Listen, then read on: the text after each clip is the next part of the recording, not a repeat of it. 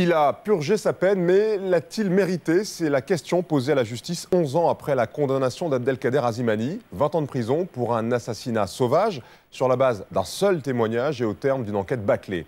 Mais au fil des années, le doute grandit au point que le procureur lui-même, c'est rarissime, soutient la demande de révision du procès. Abdelkader, libre depuis 2 semaines grâce aux aménagements de peine, et son complice pourrait donc être rejugé pour cette affaire. Alors, faux coupable, c'est un reportage de Laurent Briot et Jérôme Alexandre. Ces derniers jours, le passe-temps préféré d'Abdelkader Azimani, c'est de jouer avec ses enfants. Privé de ces moments pendant 11 ans, c'est terrible. Le Benjamin, 4 ans, est un bébé parloir, conçu en prison. La maman, c'est Fatima, l'épouse d'Abdelkader depuis 12 ans. Le couple a également une grande fille qu'Abdelkader a vu grandir sur des photos depuis sa cellule. Celle-là, je l'avais. Celle-là aussi, je l'avais en prison.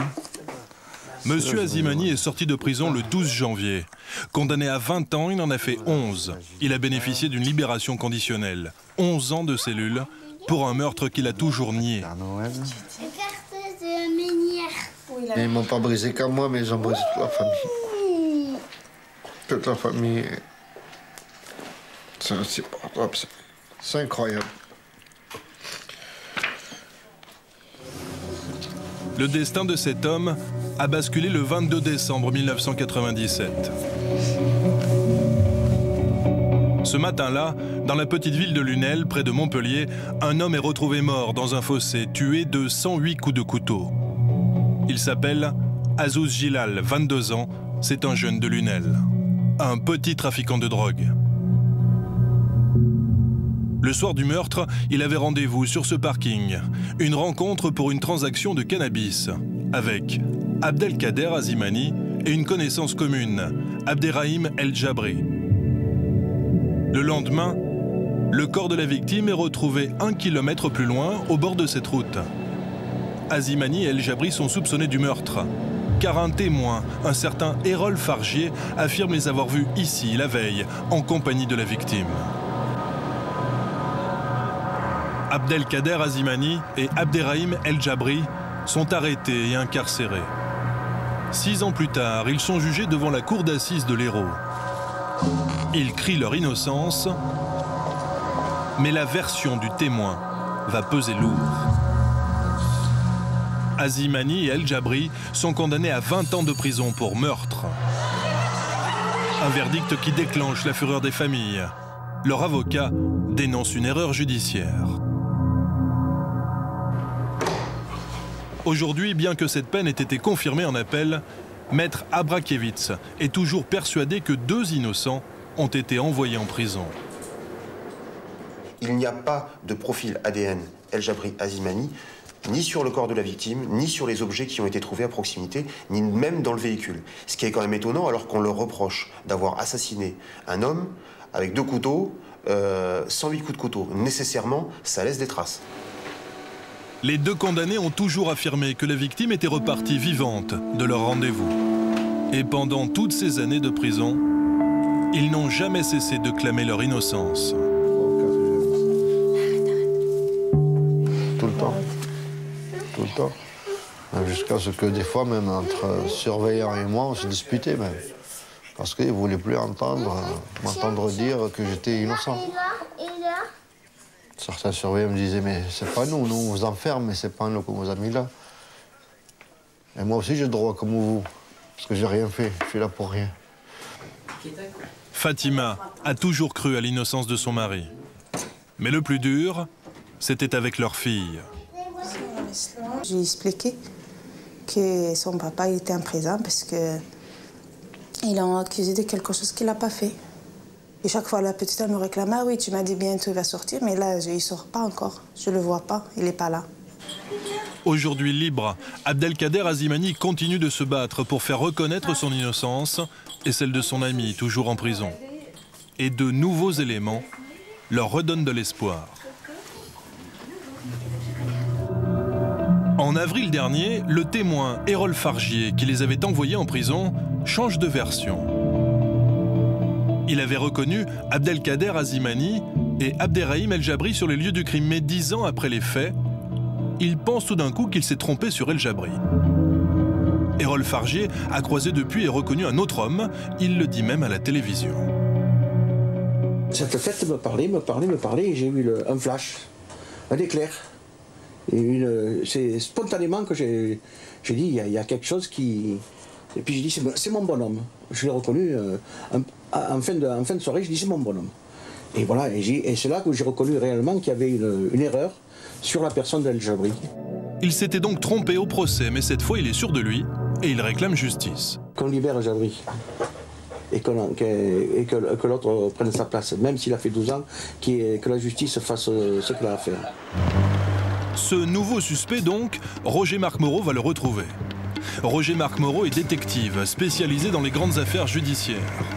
Il enquête pour le compte des 2 condamnés, car il est persuadé de leur innocence. Le nouveau suspect donc, le voici. Rendez-vous dans un bar. Et vous portez un moustache? Il reconnaît avoir effectivement croisé le témoin qu'il accuse, mais pas sur les lieux du crime. Vous avez déjà entendu parler, vous avez déjà discuté avec lui? Moi, on a discuté au bar. 3 mois plus tard, il vient, il m'accuse de ça. Si j'avais pas un alibi, où je suis? Ce suspect dénoncé par le témoin a en fait un alibi en béton. Vous étiez en prison au moment du meurtre? Oui, j'étais en prison. Hein. Donc vous ne pouvez pas avoir commis le meurtre de ce jeune homme? Ouais. Le témoin Fargier, qui avait pourtant été si capital lors des procès, n'est donc peut-être pas si fiable. Mais il y a plus troublant encore. Quelques mois plus tôt, dans la prison de Villeneuve-les-Maglones, cet ancien détenu a entendu l'un de ses voisins de cellule se vanter d'avoir commis le meurtre de Lunel avec 3 complices. Il a même enregistré la conversation et l'a donnée à la justice. Il nous la raconte aujourd'hui, mais à visage caché, par crainte des représailles. Je lui posais des questions précises. C'était en quelle année? Il a répondu en quelle année c'était. Combien de coups de couteau? Il a dit 100. Combien de personnes ils étaient? Il a dit qu'ils étaient 4. Je lui demande pourquoi avoir mis 100 coups de couteau à Zouz. Il a dit qu'il s'était manqué avec eux. Je pense qu'il leur a fait un coup d'arnaque ou un truc comme ça. Il leur devait de l'argent? Apparemment, oui. Des confessions troublantes, parvenues jusqu'à l'avocat général Legrand, celui-là même qui a fait condamner Azimani El Jabri à 20 ans de prison. Des confessions qu'il prend très au sérieux. Pour preuve, ce courrier adressé aux 2 condamnés dans lequel il leur annonce qu'il fait procéder à des vérifications dans le cadre d'une révision éventuelle du procès. L'avocat général a depuis reconnu publiquement qu'il aurait pu se tromper au sujet des condamnés. Tant mieux pour eux s'ils apportent des éléments permettant de penser qu'on s'est trompé. Il est trop tôt, évidemment, pour le dire de manière absolue. Ils ont quand même été condamnés 2 fois, mais disons que ça mérite examen. À ma connaissance, c'est la première fois en France qu'un avocat général appuie une demande de révision alors qu'il a demandé 2 fois 20 ans de réclusion. C'est unique, exceptionnel. Hassan est le frère d'Abderrahim El Jabri, l'homme condamné avec Azimani et qui est toujours en prison à Poissy, en région parisienne. Parce qu'il avait déjà été condamné avant cette histoire de meurtre, il n'a pas bénéficié de libération conditionnelle. Oui, allô? Salam, ça va? C'est lui, à l'autre bout du fil. De sa prison, il reprend espoir, mais il s'impatiente aussi. Ah, ça va, doucement. Ils ont les noms, tous les noms des coupables. Et c'est celui qui se monte, il a été enregistré. C'est qui a été enregistré, il donne le nom de... Il donne le nom de...